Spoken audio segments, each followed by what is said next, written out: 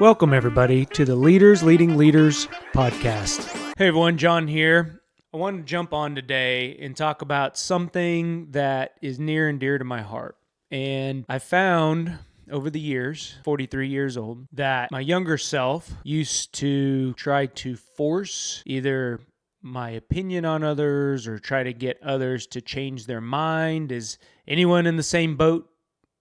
You know, and I'm talking about from a very young age, I liked to argue, and I got very good at it. So as I was entering the workforce, started my first job at 15 and a half. It was a restaurant.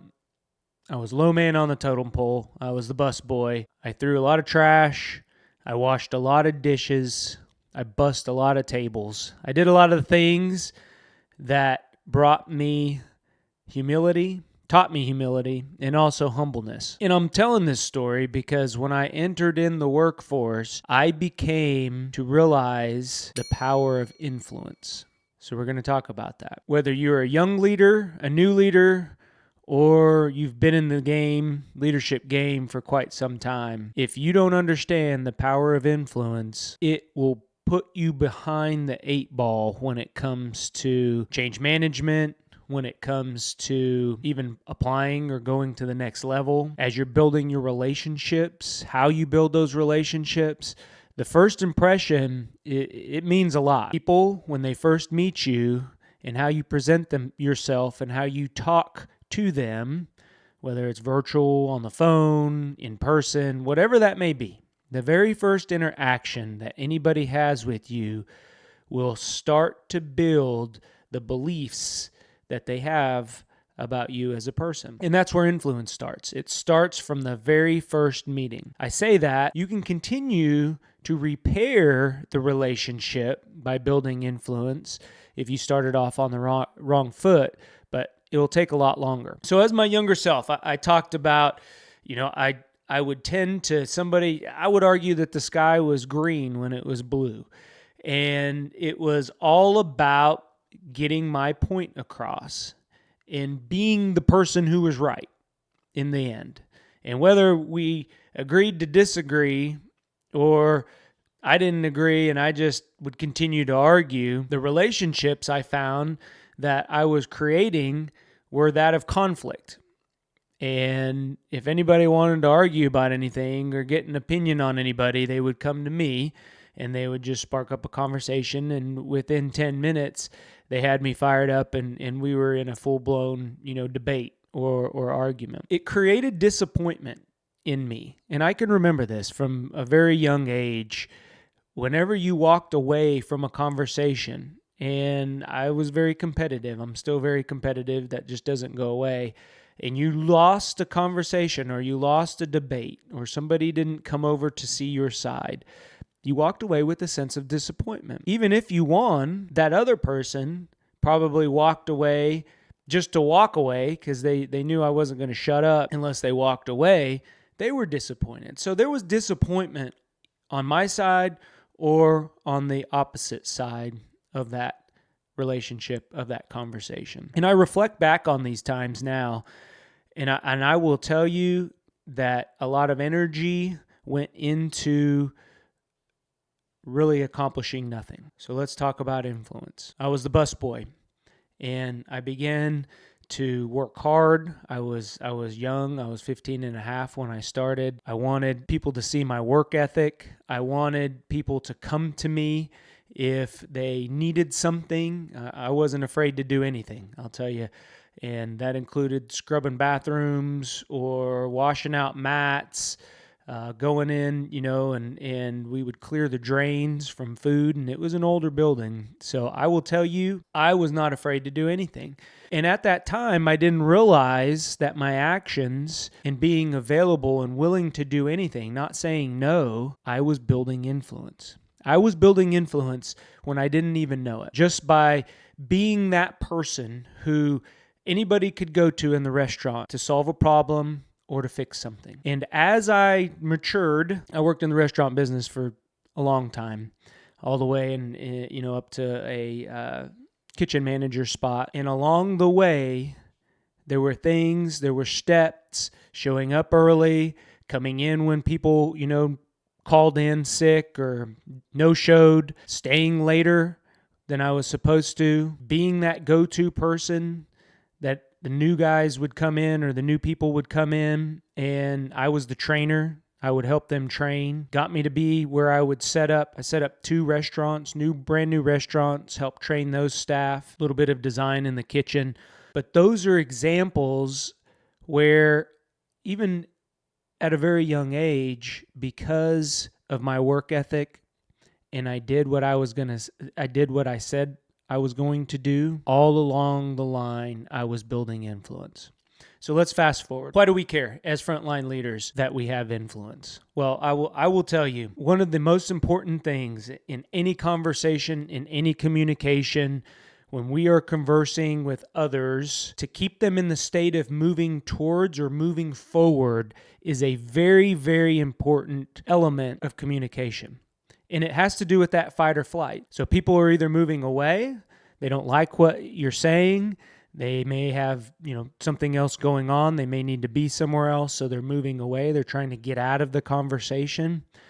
Versus if they are moving towards the conversation, if they're asking good questions, if we're asking good questions, they are moving towards. If by asking permission, for us to give feedback or our thoughts on something that they told us, that is moving towards. When we have influence, people are moving towards us. They're asking our opinions. And this is outside of our team. You may have another leader, a side leader, or a senior leader in the organization that is coming to you because you've built that influence over time. So it keeps people moving forward. The second piece is better decisions are made. Now, why would you say that? Or why would I say that? I say that because if you have influence and people are coming to you with information, they're coming to you, maybe a decision needs to be made, just to bounce some ideas off of, what do you think about it? Maybe it's just their life happens and they're coming to you maybe for some life or personal advice, right? All of that fits under the umbrella of influence. Well, by them just reaching out to somebody else, they're getting information to make a better decision. They're not making a decision haphazardly or through emotion. It means that because of the influence that you have developed over time, people are coming to you for advice.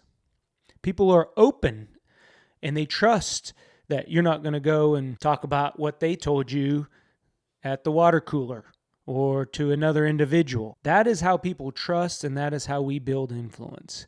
So better decisions are being made. And last but not least, building influence really teaches us as frontline leaders to be aware of what we're thinking. And this goes back to the metacognition piece, about thinking. If we are self-aware of our thoughts, and we're self-aware of what we are saying, and we are self-aware of the relationships that we're building or that we want to build, we are building influence. Having that self-awareness creates a mindset to where we are developing or we are really interested in others, and that builds influence. Influence isn't built because John is the CEO of a company and makes the most money and drives a nice car or has a corner office or gets 2 months off out of the year. That's not how influence is being built. Influence, for me, my personal experience, it's being the first one in the door and the last one out. It's doing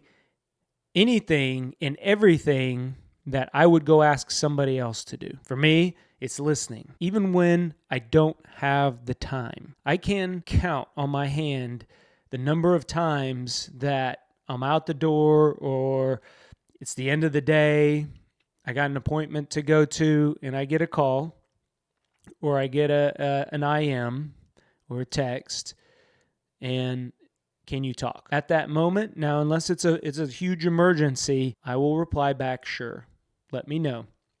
Now, this is where we contract as frontline leaders. I got 5 minutes, go to appointment.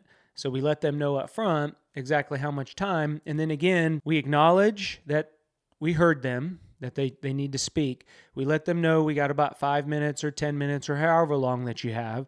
So the message is clear and message is concise when we do get on the phone. And then it also allows them, remember I told you about asking for permission. It allows them to say, no, 5 minutes isn't enough. I'll schedule some time on your calendar, or give me a call when you get back. That builds influence. Take the time to listen.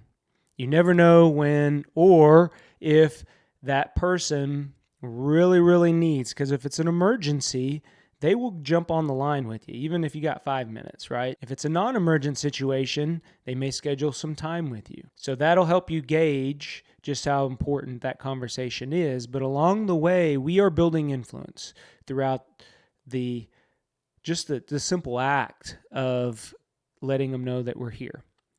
And it's really easy. Again, it goes back to, do what you say.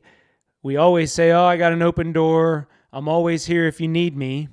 And then when that occurs, when they do need you, what happens? Can it wait till tomorrow? I'm really busy. Can you talk to, they kind of push it on or pass it over. Building influence means doing what you say. So as a frontline leader, why build influence? 3 reasons. It keeps people moving in a towards state. So they're not flighting, they're not running away, they're not moving away from you. They're moving towards you. And we always want people moving towards whenever we're communicating. Better decisions are made. More information is gathered, and we're focusing on ourselves. So again, it's one of those opportunities as frontline leaders that we have to focus on our thoughts, to be self-aware, and then to go out and help others, which that's what we're here to do as frontline leaders, help others get to where they're going. I hope this helped you today. Go be great. Talk to everyone later. If you enjoy what you're hearing, please hit the like and subscribe button. It helps us get others to where they're going.